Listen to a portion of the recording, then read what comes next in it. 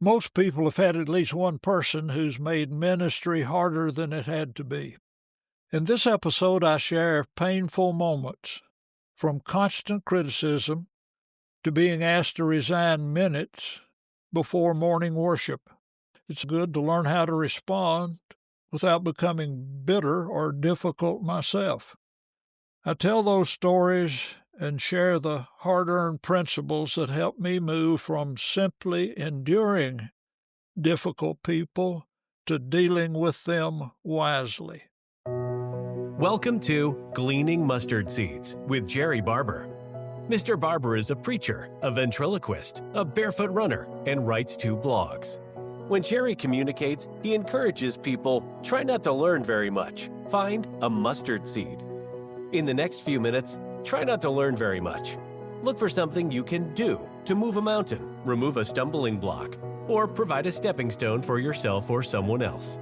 And now, here's Jerrie with this week's mustard seed. I began by saying I've had few people who aggravated me constantly. I'll be discussing some people who brought pain for a time and how I dealt with each one. As a young preacher, a man came to the church building each Saturday to talk.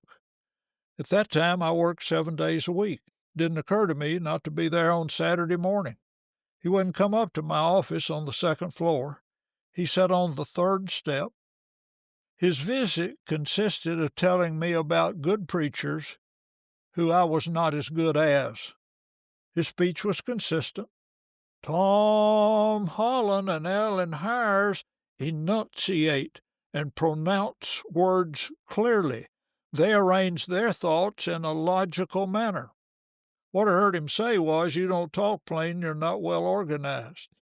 I did nothing but endure, week after week after week. 2 ladies came to the building at 1 o'clock each Friday afternoon to clean the building. They commented on the previous Sunday's sermon loudly. One was in the front of the building, the other in the back. I could hear them in my study. Following a Sunday sermon on giving, they repeated, "These young people think you can just give and give and give. You can't just give and give and give.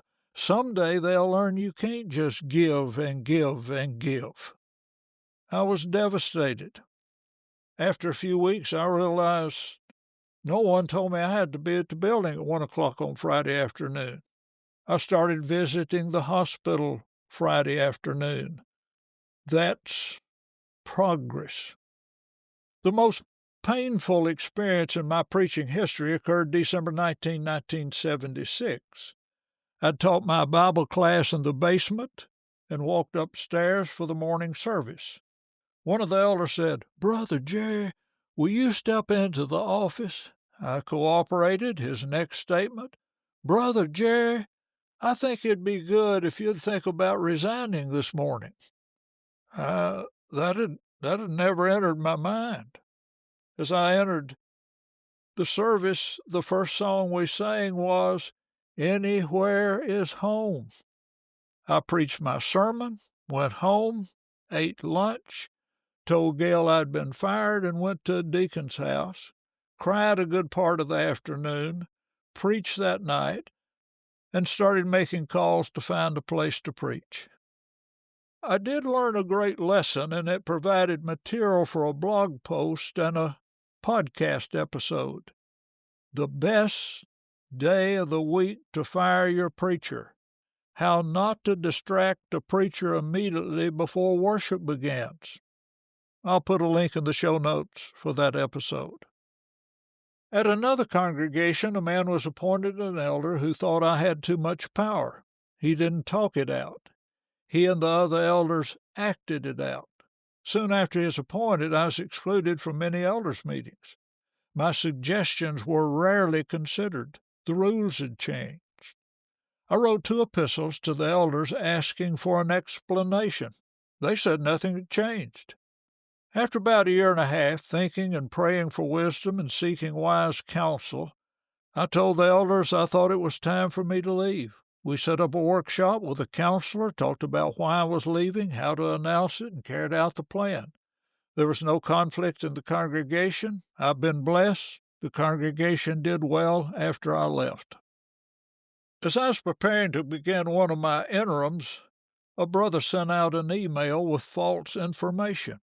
He was irritated at the elders of the church where I was going, and he advised me not to work with them. After reading the email, I called him. I said, "I received an email with your name on it. Did you write that?" He replied he did. I told him that was false information and asked where he gained that information. He said, "Two deacons told him that's what the two elders said in an elder-deacon meeting." I asked him, "Do you trust those elders to tell the truth?" He said he didn't. I said, "Now let me get this straight. You received hearsay information from two deacons who quoted two elders that you don't trust to tell the truth, and you sent that information in an email as a fact. I don't understand." After about an hour, this brother, who is impeccable in his soundness and faithfulness, apologized for sending false information, but he refused to send an email to correct the false information. About a year later, he sent another email with false information. I called him and requested he select a brother he trusted, and I'd select a brother I trusted to let them help us resolve our differences. He refused. I encouraged him several times to select a person, place, and time for us to discuss. He still refused. My reply: "I'll wait 2 weeks. I hope you change your mind. You've done much good and have many good qualities. I'd like to resolve this problem. If you refuse, I promise not to spread your name in the brotherhood, but when I know someone who'll be interacting with you, I'll warn them that you've been deceitful with me and have consistently refused to correct it." He hasn't corrected, but he hasn't written more false accusations that I'm aware of. Here are some principles to deal with difficult people. 1. Why do people do what they do? People do what they do because they think it's the best thing to do for them at this time. Proverbs 21:2. Every way of a man is right in his own eyes, but the Lord weighs the hearts. Why would anybody do that? They think it's the right thing to do. I'll leave a link in the show notes for a blog post on that topic. When I understand that, it changes my attitude toward the people involved. Most people aren't trying to make your day and their day miserable. They think they're being helpful. 2. Practice accepting, inviting, and enjoying criticism. I had many more difficult people in my life when I deflected and avoided criticism. When I started cultivating and encouraging criticism, I've had less difficult people. Criticism rule. A leader is more like a lightning rod than a cute wall decoration. Or, as Kirk Brothers says, if you don't want to get your nose blooded, don't get in the ring. You can listen to my workshop on how to accept, invite, and enjoy criticism. I'll put a link in the show notes. 3rd principle: be thankful for good qualities and actions of difficult people. While he was in prison, Paul had fellow preachers who were insincere and wanting to hurt him. What was Paul to do? Here's what he said: "Only that in every way, whether in pretense or in truth, Christ is preached. And in this I rejoice, yes, and will rejoice." Philippians 1:12-18. Paul's able to look beyond bad attitudes, insincerity, and desire to harm him to their good points and rejoice in those. 4. Reflect on what I did or didn't do to enable that person to inflict pain. My observation: many times when people hurt me, I gave them permission and have often helped them. I have a podcast episode, 3 Ways I Helped Get Myself Fired. Why would anyone want to release a good preacher like me? I'll put a link in the show notes for that episode. Principle number 5, pray, aim, and work toward not being a difficult person. Am I on someone's list of difficult people? If so, what can I do to be removed from that list? Number 6, don't be a victim. If people are hurting you and there's nothing you can do to prevent or rectify it, you're at the mercy of the next person or group who wants to hurt you. Ask for help. Think. Reflect. How did I contribute to that? Or what can I do to prevent it the next time? I've had several people comment, people always running all over me. My question is, when did you lie down? It's hard to run over someone 5 feet 10 inches tall unless he or she cooperates.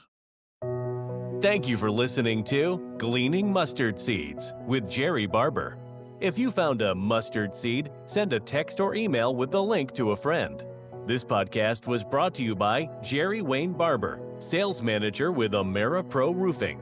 AmeriPro Roofing has been around since the year 2000 and has had an office in Franklin, Tennessee for the last 10 years. We have installed well over 200,000 roofs nationwide and are excellent at replacing roofs, gutters, and siding. We are reasonably priced and outstanding at working with your insurance, which helps minimize your out-of-pocket expense. If you would like a free inspection of your roof and other exteriors, please call Jerrie Barber at 931-628-3390 for an appointment in Middle Tennessee. AmeriPro Roofing. Standards through the roof. Thank you for listening. Jerrie looks forward to next week as we continue to collect and plant mustard seeds.